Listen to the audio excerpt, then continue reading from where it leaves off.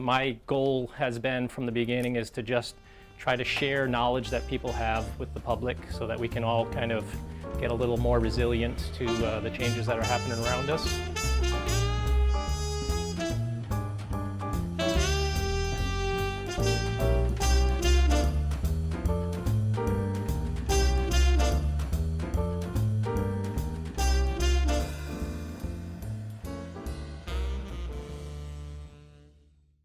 Welcome everyone, thanks for coming out this evening. It's a beautiful day outside, so I appreciate that you took the time to come listen to me talk about the bugs in my yard. I want to thank GNAT for filming this evening. I want to thank the Manchester Community Library for hosting these events. I've been doing these talks for about 7 years now overall. Usually I'm up here talking about architecture, and insulation, and energy efficiency, and heating systems. But today I get to have some fun and talk about the bugs in my yard. So as I mentioned, I'm a local architect. I am not an entomologist. I am not the best person to ask a lot of really technical questions regarding insects, but I am observant, and these are going to be, these stories that I'm going to be talking about are based on observations I've made in my yard. So coming up on September 28th, and November 16th, I have 2 more presentations that are going to be here at the library. We'll be getting back into the heating systems and building science at that time. Same place, same time. So over the last couple of months, is this a little too loud?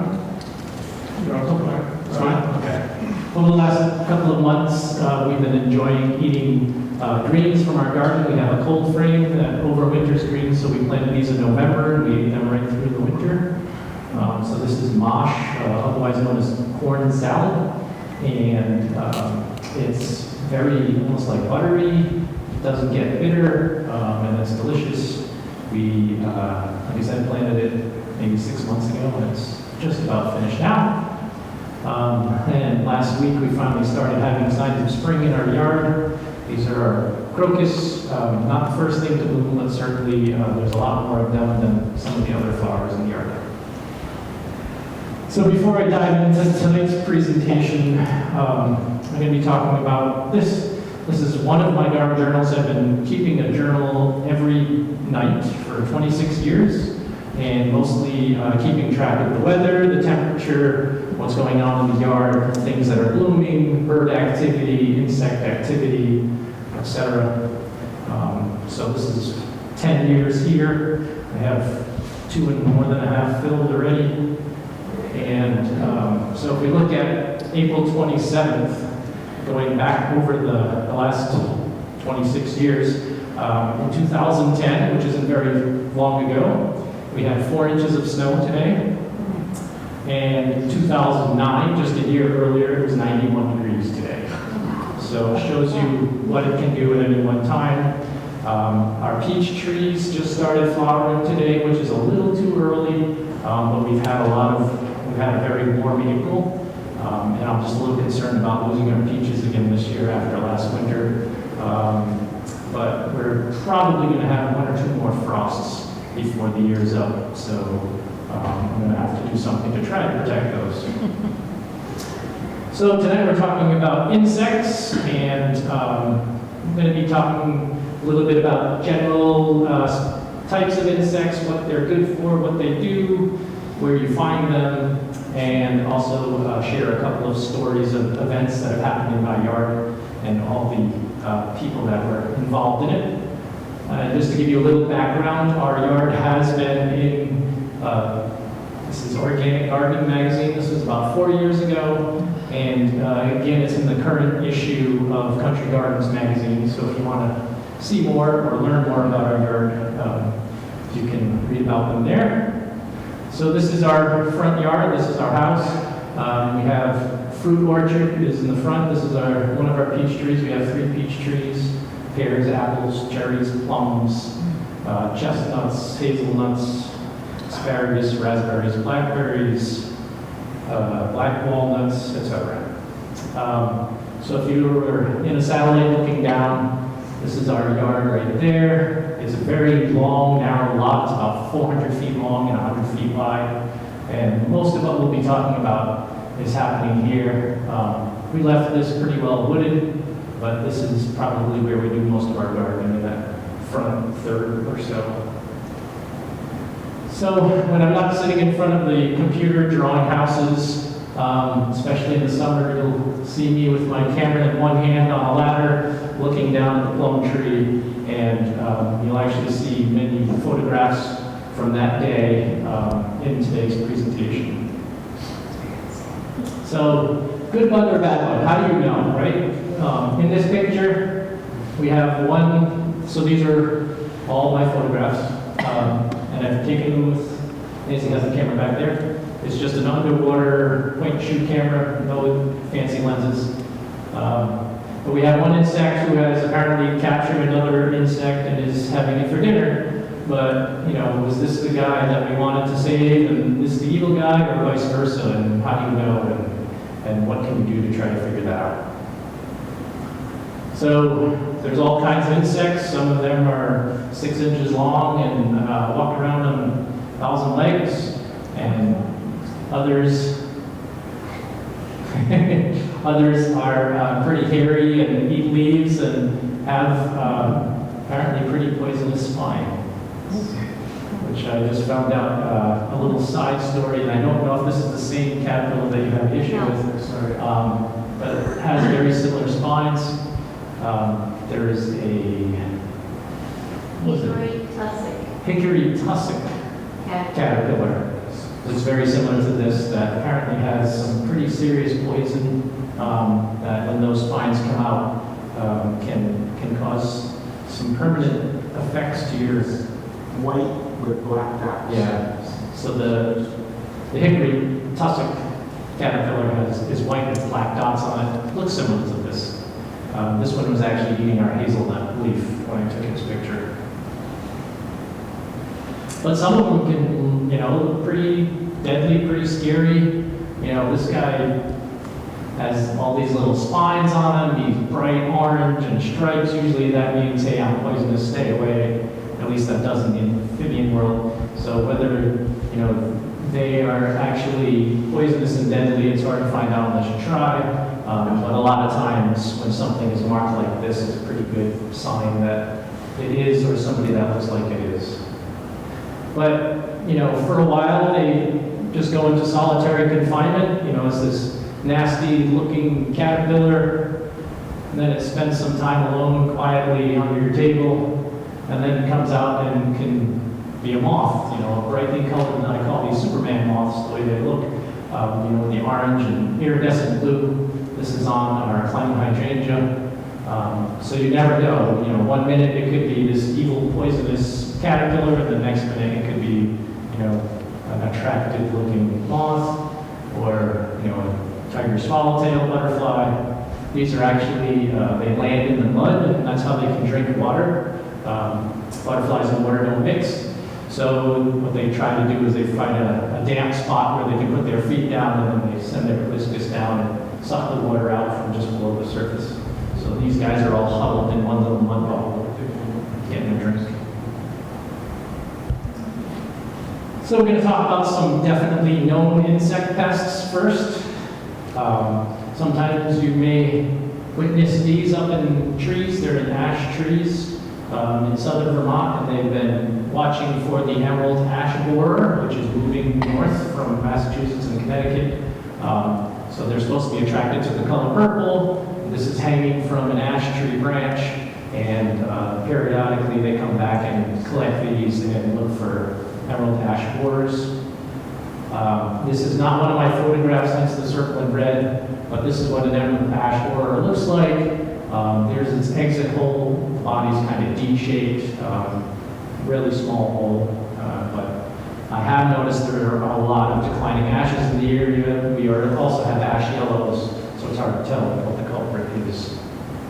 Also, a very known pest is the Asian longhorn beetle. There's another Sawyer beetle that looks like this but has white dots here. This one doesn't have white dots there, but it has it on its back. They say if you ever see this, to just call the state and let them know. I don't think there are any yet identified here, but Sawyer beetle is pretty widespread. Other pests, mosquitoes on a mosquito magnet. I wouldn't call mosquitoes much other than a pest, right? Does anybody have something they love about mosquitoes? They feed birds. They feed birds, yeah. They used to feed the bats that we used to have. And then we got this time of year, they're just starting, the black flies are coming out. And then this is actually a no-see-em that's on one hand, and I'm trying to take a picture with my other hand. But mosquitoes, black flies, and no-see-ems, to me, those are the pests in the yard. Now we're going to look at some beetles. Does anybody recognize this guy? So this is an Asian lady beetle, so it has a W on its face. That's how you can tell it's an Asian and not a native. Probably see more Asian lady beetles in Vermont than any other ladybug. They're still helpful. They still do about the same thing. They are Asian. And this, everybody know this one? Firefly. So this is what a firefly looks like during the daytime. So ladybug is a good helpful thing in the yard. Fireflies also probably help with composting materials, so they eat rotting leaves and vegetation. Sometimes they'll eat live green vegetation. Usually not much of a nuisance. About this guy, ground beetle. So these are very helpful. They prey on larvae of other small invertebrates as well as other beetles. They also help with composting. Likewise, I have a video of this guy. This is a cricket eating one of our vinca flowers. He actually took a bud in his front mandibles and spun it around like a corn on the cob and was sitting there and eating it. So this is a still shot from that, but he just plucked the flower right off of there, and he's chowing down on it now. But you don't often see a cricket eating, and I thought this was a good opportunity. Certainly Japanese beetles, we have brown chafer beetles also. Brown chafer beetles come out a little bit earlier. They're a beige color. Japanese beetles are just like mahogany and green. But these are known for eating leaves. They're not just eating roots or rotting vegetation or something. So these start to work their way into the pest category in my book, especially when there's lots of them. This is a squash beetle. Multiply very quickly, often on the underside of your zucchini or summer squash leaves. You'll start to see all this spotting on the foliage. Again, I would call them pests because they're damaging the foliage of something that we treasure, fresh vegetables. So this is a new one to me last year. So I'm always walking around, looking, investigating, observing, and this is an American oil beetle, and they're pretty good because they eat some of the less desirable insects, but if you touch them, they have glands, and I don't know if these little dots right here are actually glands or not, but they can secrete this oil, and that oil can actually burn, almost like poison ivy, can give you blisters, etc. But the thing I really don't like about the American oil beetle, since I've learned about them, is that they will, their larvae will go out, so they'll lay their eggs, and then their larvae will kind of hang out on the tops of flowers and on leaves, similar to what ticks might do. And these will hitch a ride on bees. So they actually, the larvae of this beetle parasitizes bees. And it didn't say specifically which varieties, but probably honeybees and bumblebees, which we have pretty often in our yard. So things with long snouts, bugs with long snouts are typically known as weevils. So this is on our hollyhock, and again, it may not be what has eaten this foliage, that was probably somebody else, but they will go after the flowers. You'll often see them in the buds. of the hollyhock flower. And I was surprised to find out this is a boll weevil, the same thing they had an issue with cotton, 100 years ago, the boll weevil. So it goes after cotton, okra, and hollyhocks are the three favorite meals for that. This is one of our apple trees, and this is the apple weevil. Again, long snout poking into the fruit, sucking out the sap, and then ruining the apple. This guy I haven't yet identified.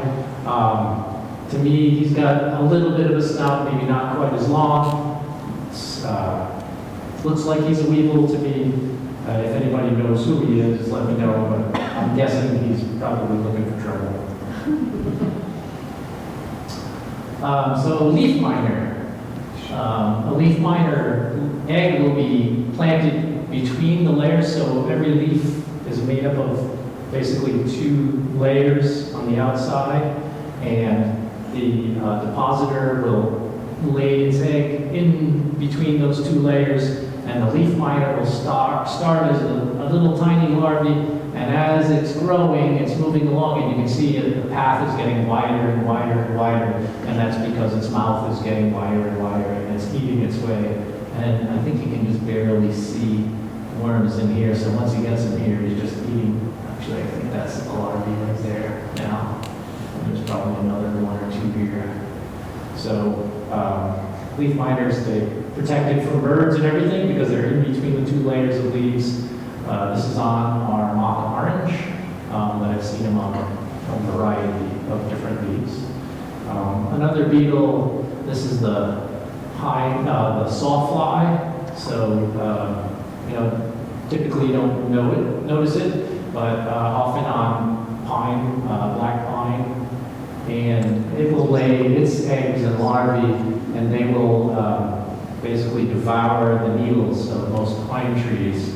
And it's interesting, if you were, they're really hard to see. I mean, you can probably see them in this picture, but the dark stripes kind of resemble the needles. But if the wind blows or if you blow on them, they'll move and they'll pretend like their needle is blowing in the breeze. So it's a good way to find them. Most of these insects, I will either collect by hand or spray with soapy water or something like that. So fortunately, we have good insects and other animals helping us in this battle against all the ugly bugs we have in the yard. So this is this is a house wren.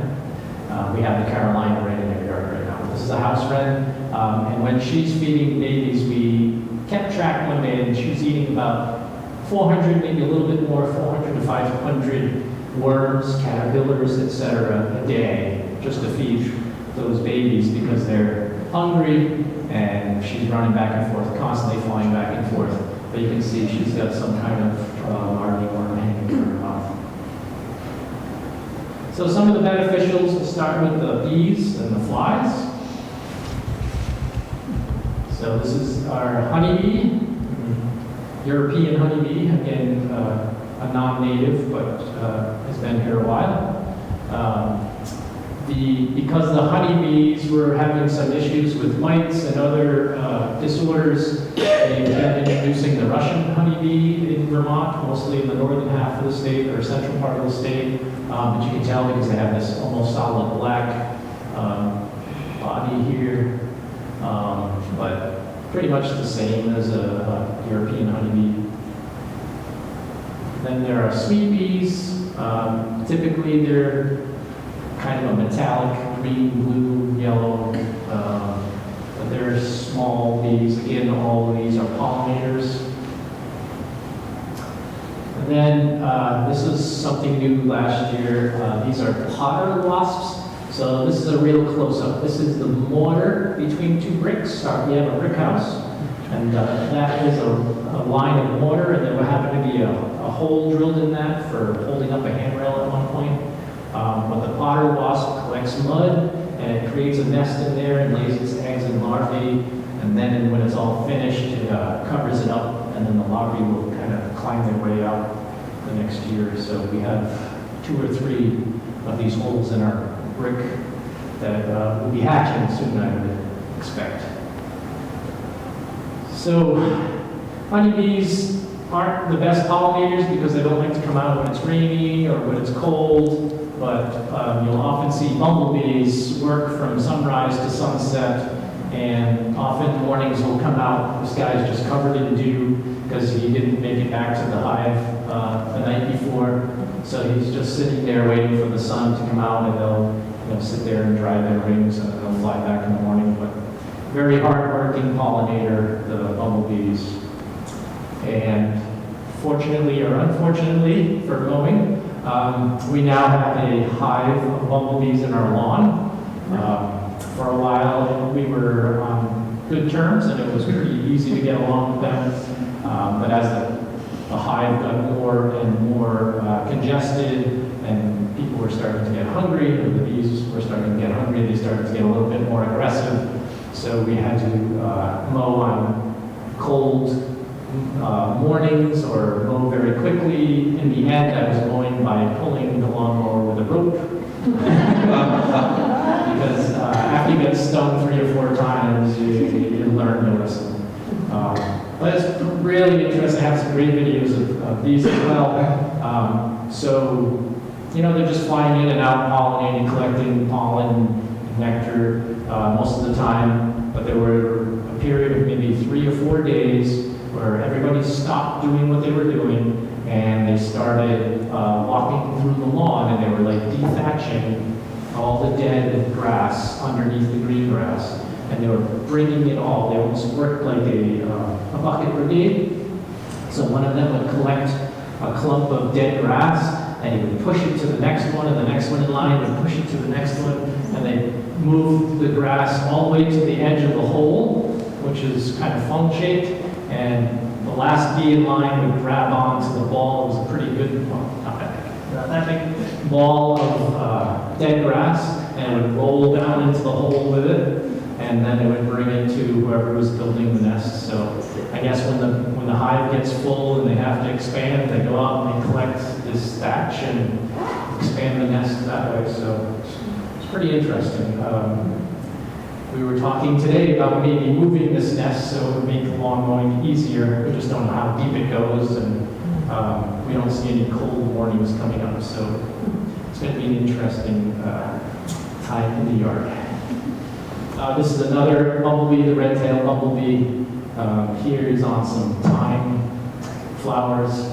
So most bees really like small flowers that give nectar and pollen. And then we start switching over. This is called a bee fly. So it's a fly, but it looks like a bee. So it's almost like it's evolved to mimic a bee, but is actually considered a fly. Again, a good pollinator. Now we're getting over to other flies. So this is one ugly-looking fly, but probably the best fly you can possibly have in your yard.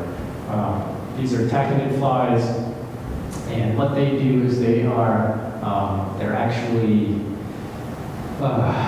they're parasitic.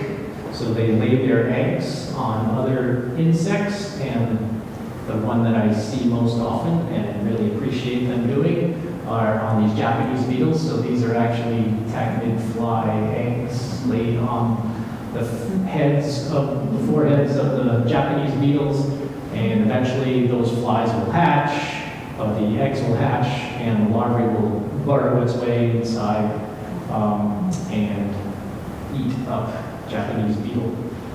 So when I see some that have multiple spots on them, I usually do not kill the Japanese beetle. I'll let it live. Sometimes I'll pull off its wings so it can't get very far.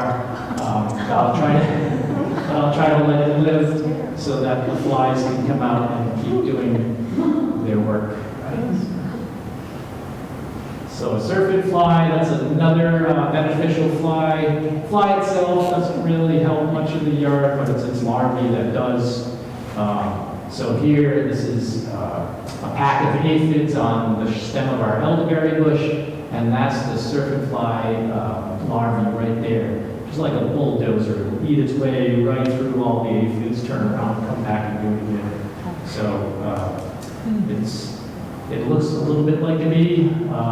And you can see there are some stripes on the larvae, but again, you know, the best thing to do sometime is just to stand back and observe.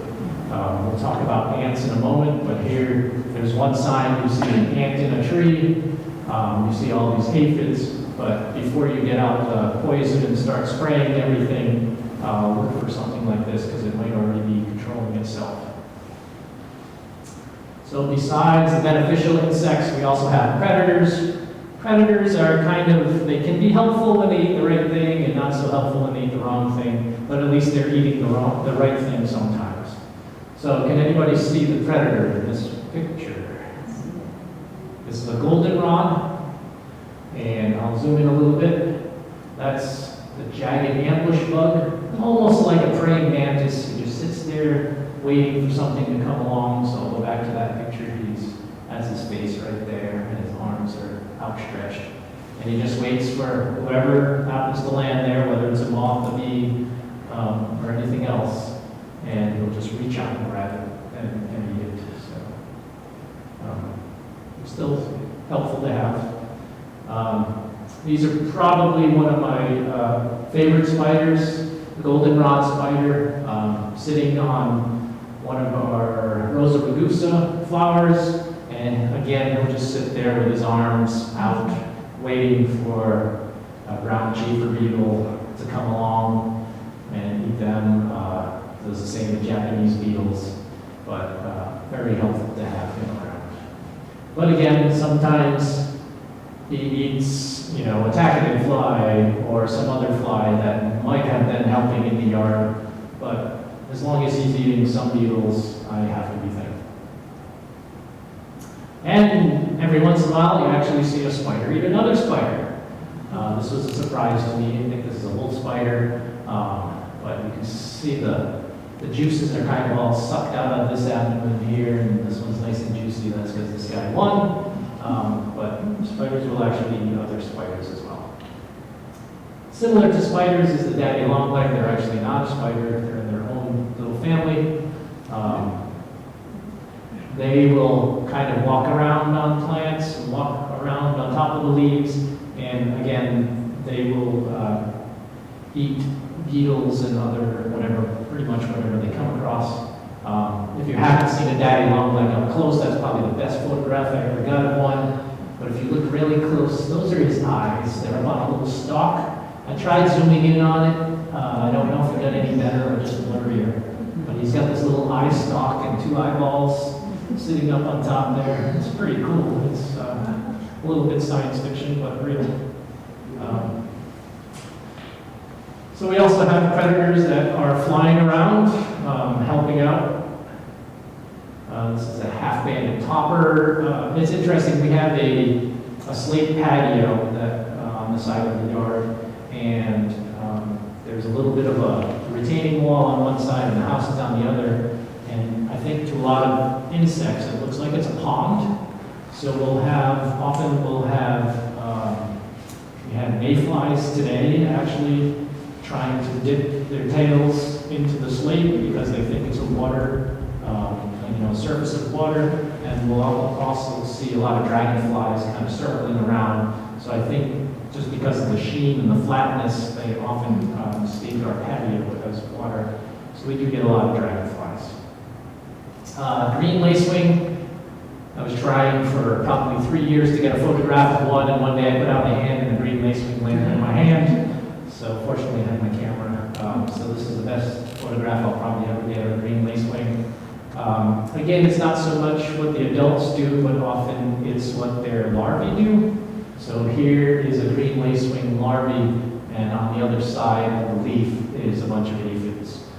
So they will devour, forget how many times, it's like 40 times their body weight of aphids.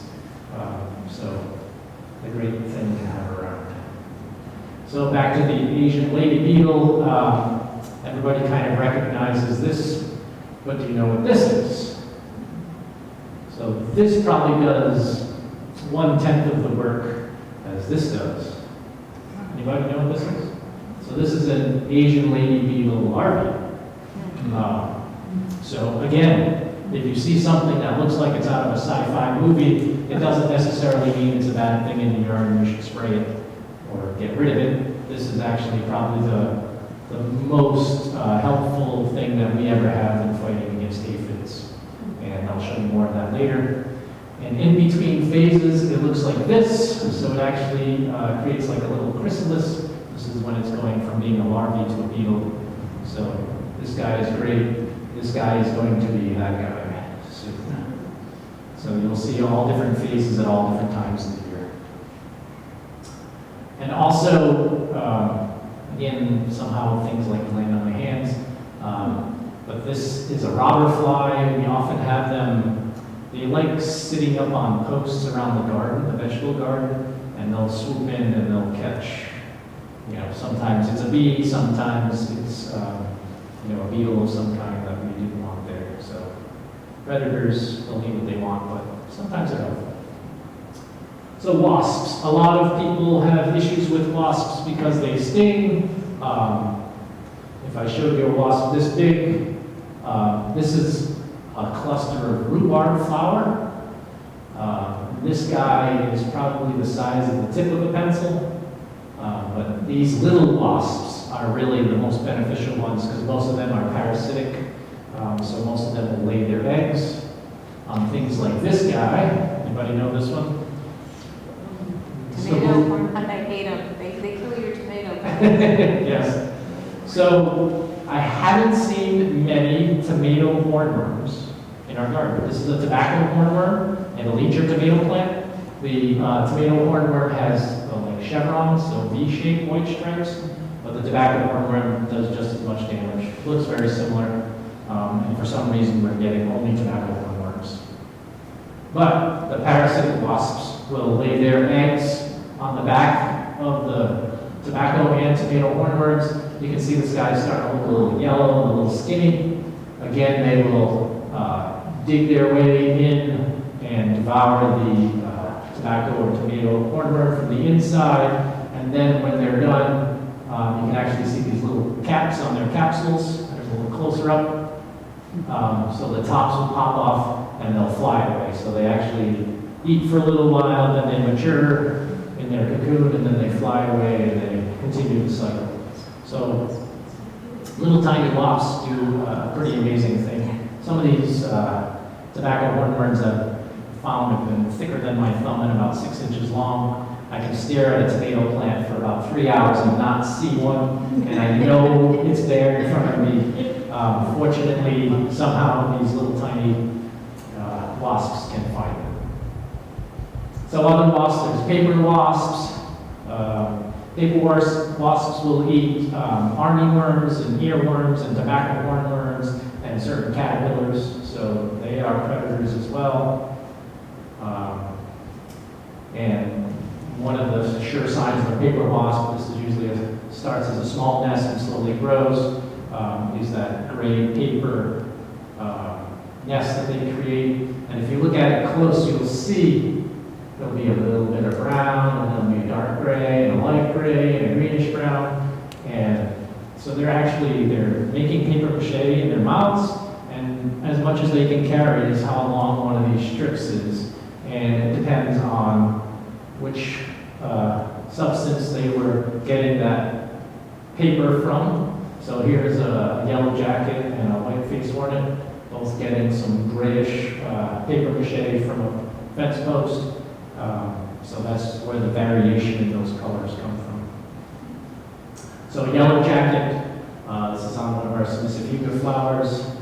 Again, a pretty aggressive bee if you were to disturb the nest, but again, somebody who loves to eat one of these, and they will just chow down. I've seen 2 or 3 yellow jackets eating a tobacco hornworm in the garden. They make this this ball, it's almost like a meatball, a caterpillar meatball, and they'll fly with that caterpillar meatball back to the nest, and then they'll feed it to the young pupae inside the nest. So believe it or not, yellow jackets are on your side. This is interesting because it's on a cushion. I took a picture of a wasp that landed on my cushion of my chair. but this is one of the wasps that eats grasshoppers and crickets.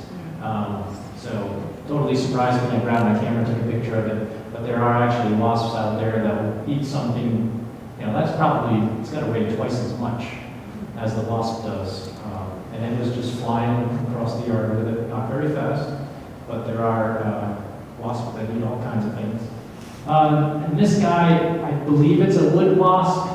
I'm hoping he is thinking about going after those Sawyer beetle larvae, the sawfly larvae, which I had mentioned before. So these guys, he seems to be in that area when I see him, but I'm not certain what he's feeding on. You can tell it's a wasp because it has this narrow waist. That's what defines it as a wasp. There are actually some mimics that are, they're actually beetles that will have a thicker waist right here. It'll be the same thickness all the way through. They have the same exact markings as this, but they're trying to fool you. They're actually, they lay these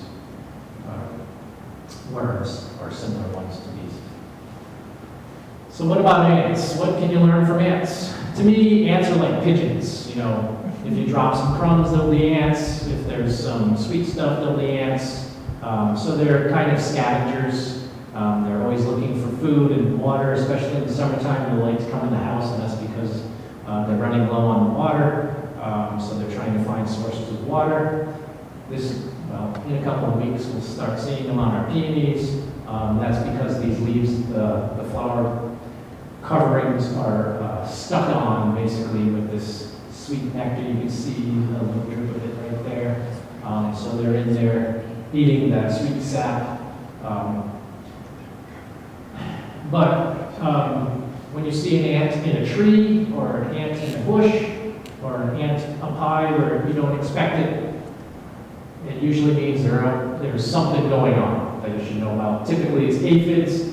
So this is actually an ant farming, they call it, farming aphids.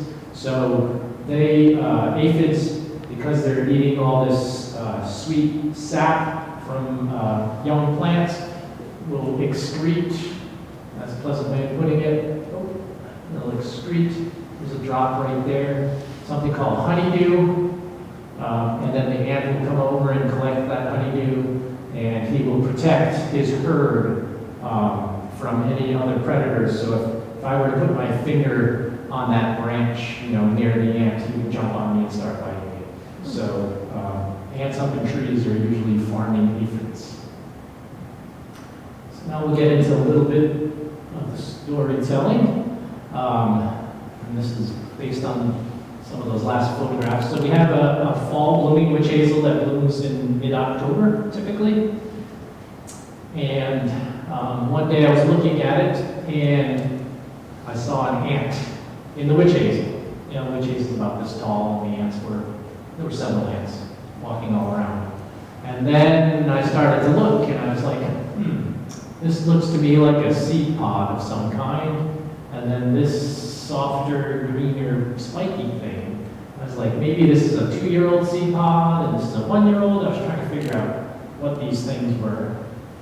And the more I looked, the more ants I kept finding.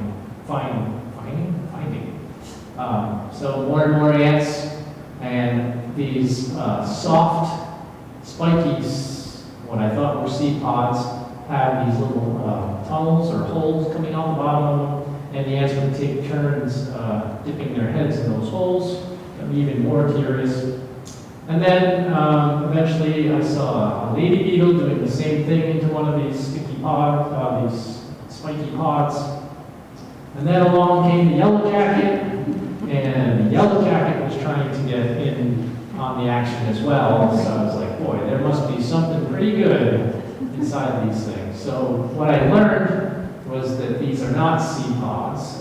There's actually an insect, an aphid, that it's a gall. So if you've ever seen an oak gall, so they call them puffballs sometimes, you'll see these brown spheres in the woods that you can step on as a kid maybe. So very similar to that, the female will lay its eggs inside a leaf or a leaf bud, and instead of growing a flat leaf like this, it grows into a spiky sphere instead, and it's a hollow sphere. And the yellow jackets would keep trying to get in on the action, and I actually witnessed, unfortunately I don't have a photograph of it, some of the black ants were jumping off of the witch hazel onto the backs of the bees of the yellow jackets and biting them to get them away. So they were defending whatever this stuff was with their lives. And eventually the yellow jackets were just getting tired of getting bit and they would fly away. So I was like, all right, I have to figure out what's going on here. So I took down one of these soft pods and I noticed how light they were and how hollow they seemed. And I sliced one in half. And it was all full of, there's actually a mature one there with wings, but it's all full of like these aphids. So it's you can kind of see they're all different sizes and all different ages. But basically it's a cocoon made out of the native, plant leaf through a chemical reaction that the depositor creates when the female lays the eggs. And they live inside there, and the bees and the ladybugs and the ants were all attracted to the honeydew. So the honeydew is dripping out of the bottom because the aphids are eating the inside of this fleshy, leaf stuff. So I would have never guessed it in a million years, but that's what was happening in our witch hazel tree. And this has a 2-year cycle.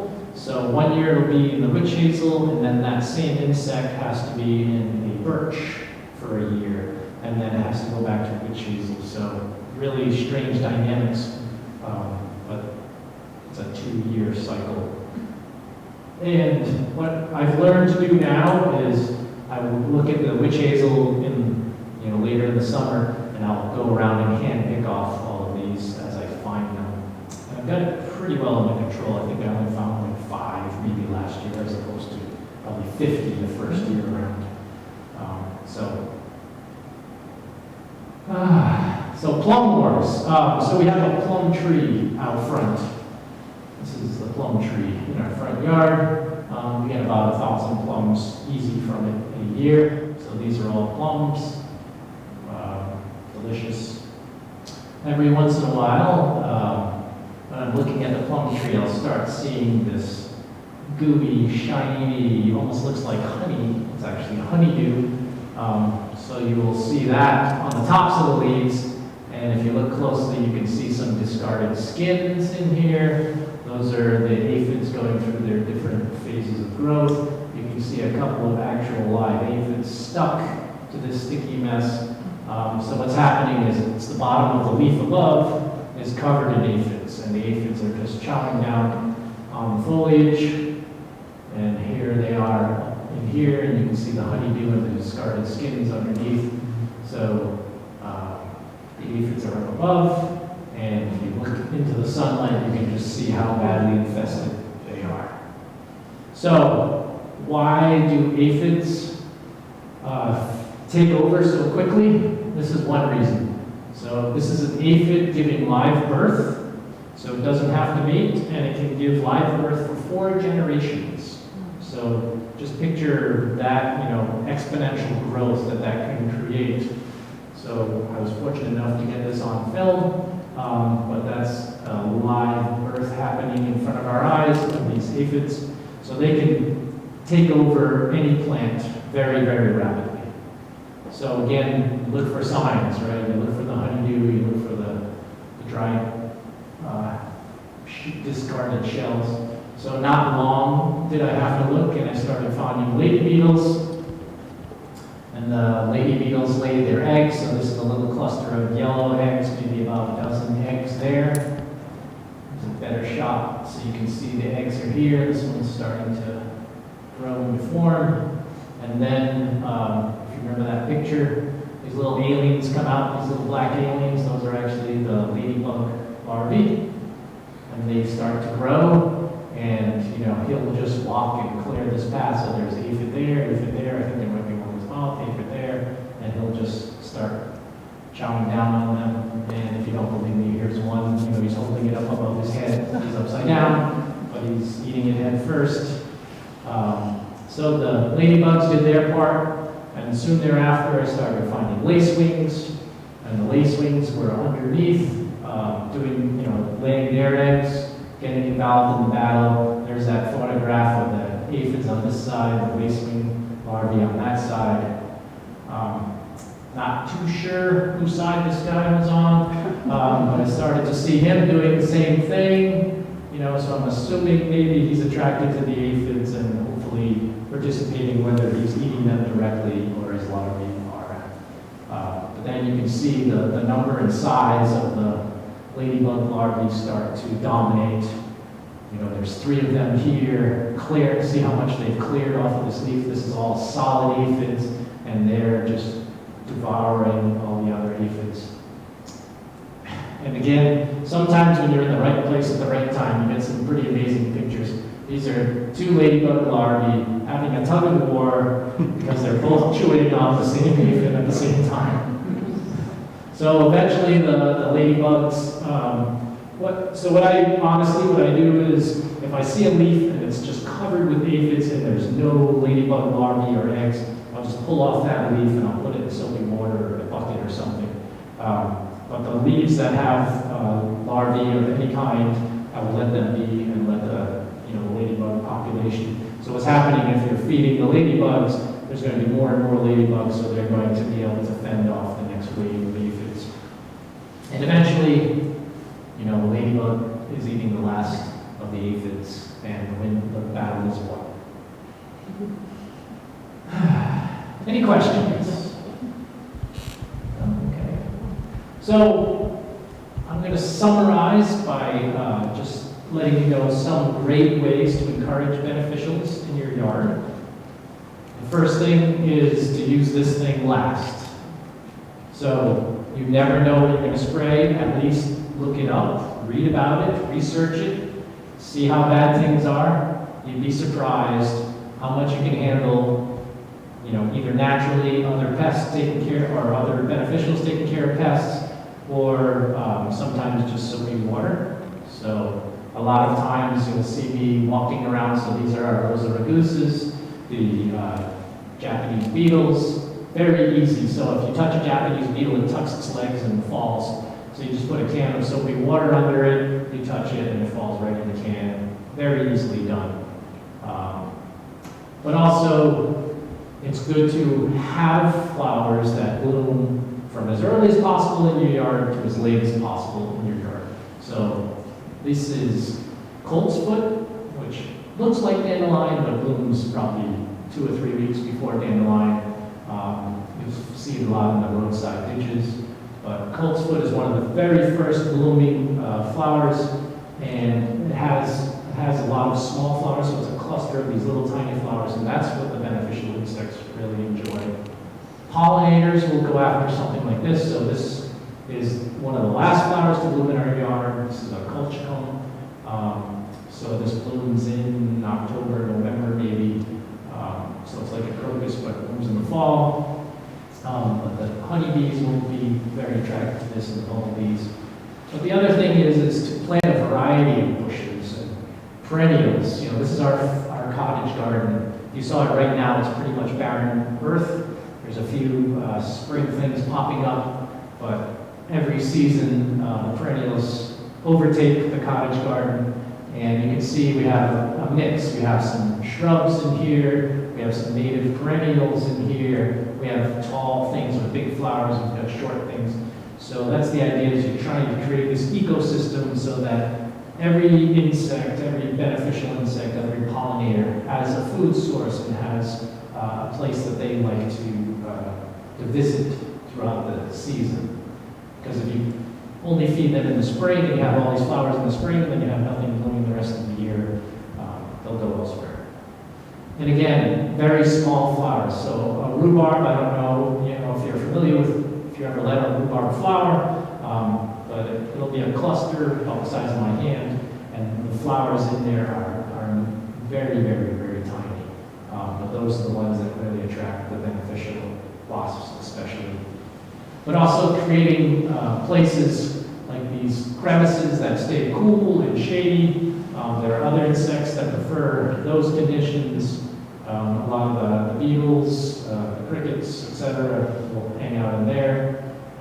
Also mulching, so this is actually straw. You can see some seed heads down here. Straw, we put straw on top of our garden so we don't have any bare soil. So there's always a layer of some kind of mulch over it, and what that does is that encourages ground beetles like this guy to live under there because it always stays a little bit cool, a little bit damp, and a little bit shady, and that's what they love. And they'll just walk around for you, and they'll be cleaning up on any of the pests. Also, it's good to have a mixture of surface types. This is, again, a great video. We have these wasps that they're long, thin wasps, maybe 1.5 inches long and narrower than pencil lead, maybe about the width of pencil lead. But they drill these little holes, and what they do is they go climb down in the hole and they grab their front arms full of gravel, they fly out and they throw the gravel, and then they crawl back in, they climb back down, and just keep repeating that until they have a tube maybe 2 inches deep. And once they do that, I've seen one drag a spider, so it'll inject venom into a spider, and it'll drag the spider down into the hole. I assume it's going to lay its egg on that, and then it actually puts usually 3 boulders. I caught this one in the act, so there's only two boulders. You know, we're talking about something half the size of a pea when I say boulders.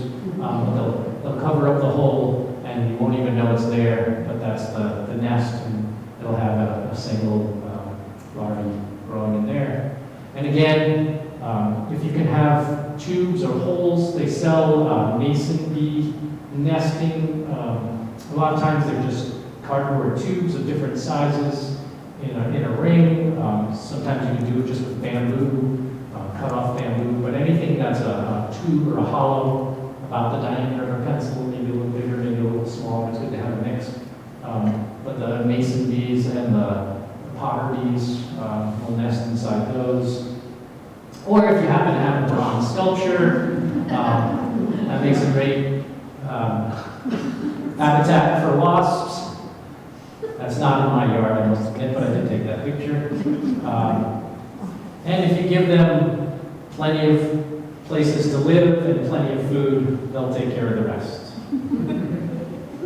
All right, thank you. Any questions? Yes? When you showed the picture of the butterflies In the trying mud? to get water out, Yep. what do you do? Do you keep like a dish or something there? How do you keep that mud available? So if you were trying to create that, you could do it with a sponge. Is probably the best way to do that. So it's something that's firm enough that they can land on, but can stay moist enough that they can suck the water out of it. Really? Yeah. The other was a natural mud hole that just happened to occur, and I happened to catch. Sometimes there were 5 or 10 swallowtails drinking out of it. Douse the sponge and stick it in the garden. Right. And it can be in a little dish of water so that they can land on the sponge and drink it up that way. Great. So that would keep. Any other questions? Yes. When you mulch your garden, do you put the straw down first and then the compost? No, we put the straw on the very top. So First, yep. So compost first. the soil and the compost would be down, and that's the layer that you're going to get all the action in, because there's a lot of things in compost that are still breaking down. So there's a lot of insects in there that are beneficial, especially the ground beetles and millipedes and centipedes and things that will be breaking down that material, and then you want to shade that, so that's where we put the straw on top of that, and it keeps it moist and it keeps it well shaded as well. Cindy? I just wondered if you could repeat the question. Oh, sorry, yes. So the first question was, how do you attract butterflies to drink from a certain area? And the easiest way is to either have a natural mud puddle, or you can recreate that with a sponge.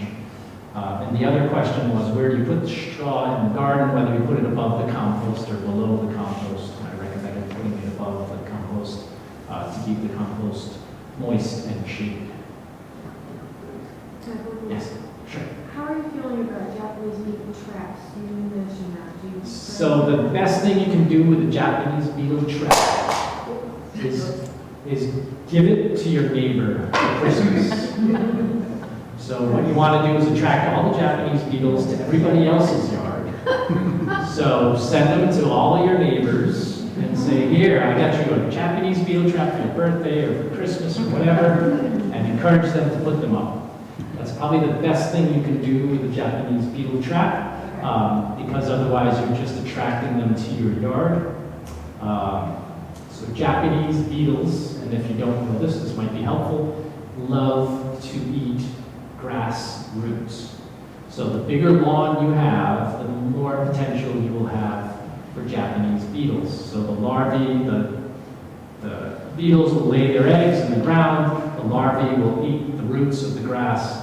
A lot of times in the summertime you'll get a skunk going through your yard digging holes, and that's going after what we call grubs, and a lot of those grubs are either brown chafer or Japanese beetle larvae. So that is the same creature of those little white grubs as the Japanese beetle and the chafer beetle, brown chafer beetle.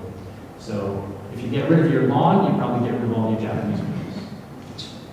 Not the easiest thing for most people to do, but the truth. Yes? What do you suggest for us to not have ticks in our yards? Not have ticks.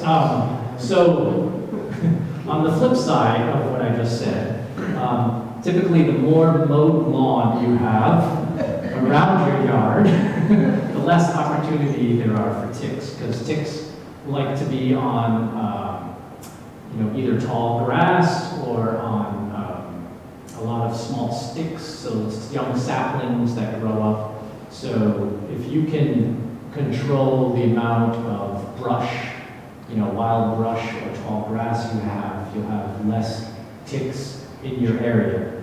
That's not saying that you are ever going to be able to control ticks completely, but I think they're saying this year is supposed to be the worst year for deer ticks ever, probably because of the last two pretty mild winters.